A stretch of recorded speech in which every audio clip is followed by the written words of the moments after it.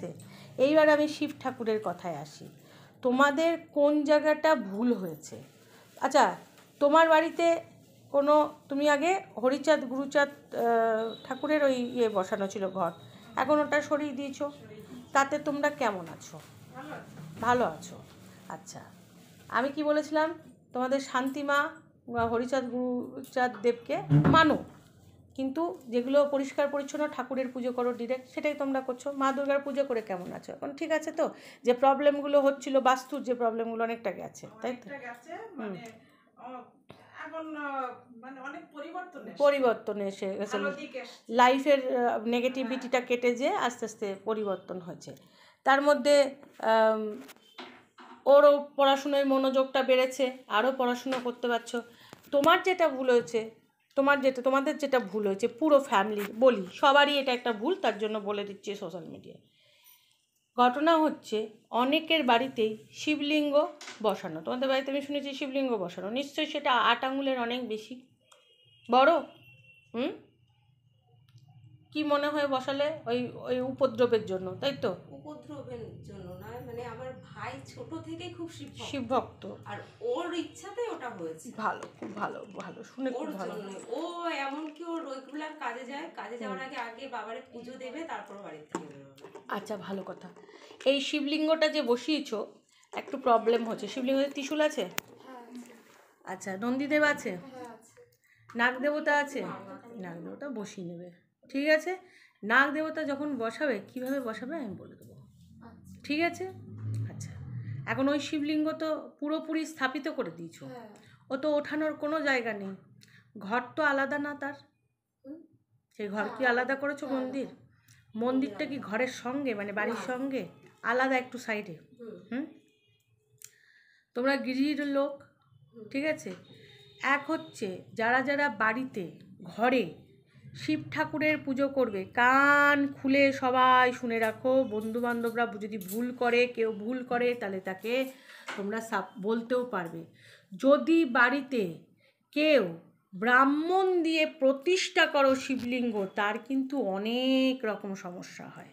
আমি কিন্তু বহু শিব মন্দির যাদের বাড়িতে, তাদের কিন্তু অনেক আসতে দেখেছি, সব সমস্যা নিয়ে সলভ করেছি, যতটা পেরেছি করেছি।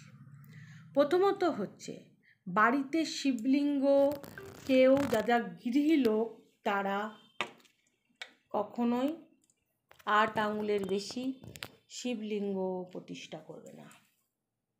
বোঝা গেছে কি বলেছি? আর শিবলিঙ্গ যখনই পুজো করবে, আমি মনে করি নন্দীদেব, নাগদেব, ত্রিশূল থাকবে, ডমরু থাকবে, সিঙ্গি থাকবে, এই নিয়ে কমপ্লিট শিবলিঙ্গ প্রতিষ্ঠা করবে। পারস শিবলিঙ্গ যারা নিচ্ছ, ব্রাহ্মণ দিয়ে প্রতিষ্ঠা করবে না। আমি এতে পুজো করে দিচ্ছি, সেই শিবলিঙ্গ বাড়িতে নিজে পুজো করবে, ঠিক আছে? সচল অবস্থা অচল অবস্থায় প্রতিষ্ঠিত বলে একটা কথা থাকে, সেগুলো না হয় থাক। এইটা বারণ, এটা মনে করো আমি বলছি বারণ। কোথায় কী বৃত্তান্ত আছে এখন ডিকশনারি খুলছে, তোমরা দেখে নাও কোথায় আছে না আছে। বাড়িতে 8 আঙুলের বেশি শিবলিঙ্গ কেউ ভালোবেসে প্রতিষ্ঠা করবে না। অনেকে যেহেতু মহাদেবের প্রতি বেশি, ঠিক আছে, 8 আঙুলের নিচে যদি হয় খুব ভালো হয়, সেটাই দরকার। কিন্তু আর শিবলিঙ্গের যে মুখটা থাকবে, শিবলিঙ্গ মানে শুধু শিব ঠাকুর না, শিবলিঙ্গ মানে মাতা পার্বতী, শিবলিঙ্গ মানে গণেশ ঠাকুর, বসো ওখানে বসো। শিবলিঙ্গ মানে অনেকক্ষণ নিচে বসেছ, শিবলিঙ্গ মানে কার্তিক ঠাকুর, সব একদম শিব পরিবার। মাতা পার্বতী হচ্ছে ওই উত্তর দিকে থাকে, তো ওই জন্য শিবলিঙ্গের ওই দিকটা যাওয়া উচিত না, ঠিক আছে? কি করবে? শিবলিঙ্গের যেটা জলের ধারাটা যেদিকে পড়ে, সেই দিকটা উত্তর দিকে থাকবে, যেদিকেই প্রতিষ্ঠা করো। কোন দিকে আছে? উত্তর দিকে মুখ ঘুরিয়ে আছো। পুজো করতে যাও কোন দিক দিয়ে? ওই দিকে যাবে না, উত্তর দিকে শিবলিঙ্গ আছে, তুমি এদিকে চলে আসবে। আমি বোঝাতে পারলাম? ধরো তুমি এখানে দাঁড়িয়ে রয়েছো, না ওই দিকে করবে না, আমি তোমাকে দেখাচ্ছি।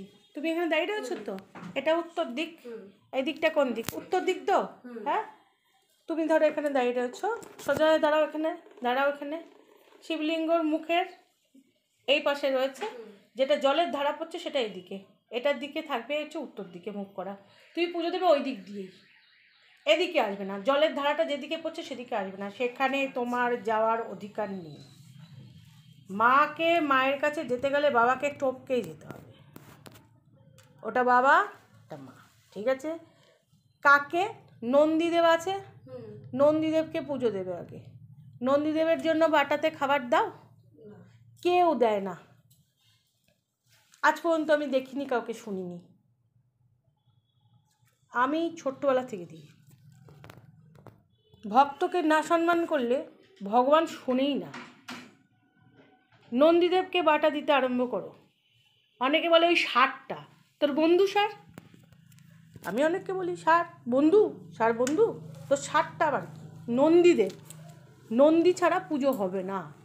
নন্দীদেবকে যে প্রণাম করবে, নন্দীদেবকে খেতে দেবে না, নন্দীদেবকে একটু কলা দিয়ে দেবে একটা বাটার মধ্যে করে, তাহলে ভালো হবে। পুজোটা কমপ্লিট করতে চাইছো তো, তাই ঠিক আছে। ত্রিশূল যেটা আছে তাতে একটা ডমরু দিয়ে দেবে, সিঙ্গি দিয়ে জল দেবে, জলের ধারাটা সিঙ্গি দিয়ে দেবে। তামার ঘটি করে জল দেবে না, তুমি তামার ঘটি করে জল দাও। যা কিছু বলবো কারণ আছে, কোনো না কোনো কারণ আছে, তোমরা শুনছো তারও কারণ আছে। এমনি এমনি কোনো জিনিস হয় না। ওই যে বলছিলাম না, ওই যে বেলপাতাটা ওর পড়ে গেল, কেন? কারণ আছে। এখানে কারো কোনো হয়তো ভুল আছে, সে শোনাচ্ছে আমার মুখ থেকে। তোমরা ভক্ত, সবাই ভক্ত, বুঝেছো? তো নন্দীদেবকে পুজো করতে হবে। এবার নাগদেব, নাগদেবকে পুজো করতে হবে। নাগদেবের পুজো না করে আমার তো মনে হয় না নীলকণ্ঠর পুজো হবে। নাগেদের অনেক ভূমিকা আছে না, এই পুরো বিশ্বজগৎকে প্রথম কারা নিয়েছিল? বিষটা কারা নিয়েছিল? হলাহল বিষ নাগেরা নিয়েছিল। নাগেদের কষ্ট হয়েছে, তারপরে মহাদেব তাদেরকে, নাগকুলকে রক্ষা করার জন্য মহাদেব করেছে। সেই কালকুট বিষ, বাসুকী নাগ যখন, তার বলিদানও বিশাল, ঠিক আছে? তো এই জিনিসগুলো মাথায় রাখবে যে বাড়িতে যখন শিবলিঙ্গ কেউ পুজো করছো, ব্রাহ্মণ দিয়ে প্রতিষ্ঠা করবে না, এক, মন্দির না থাকলে। 2 নম্বর, কোনো গুরুদেবের আদেশ বা কোনো জায়গার আদেশ ছাড়া এরমভাবে করে নিয়েছো, হয়ে গেছে, আমার কাছে চলে এসছো, আমি গুরুদেব নই, তবুও গুরুদেব এখানে স্বয়ং শ্রীকৃষ্ণ মা দুর্গা তোমাদের পথ দেখিয়ে দেবে, ঠিক আছে? চলো, যেভাবেই হোক পথ দেখাবে, সবার মঙ্গল হয়, কারো ক্ষতি হয়নি, ভালোই হবে, কি দেবজানি, ঠিক তো? তো সেই জায়গায় আমি দাঁড়িয়ে বলবো, পারদ শিবলিঙ্গ যদি যারা নিচ্ছ, পারদ শিবলিঙ্গ ব্রাহ্মণ দিয়ে প্রতিষ্ঠা করার চেষ্টা করো না।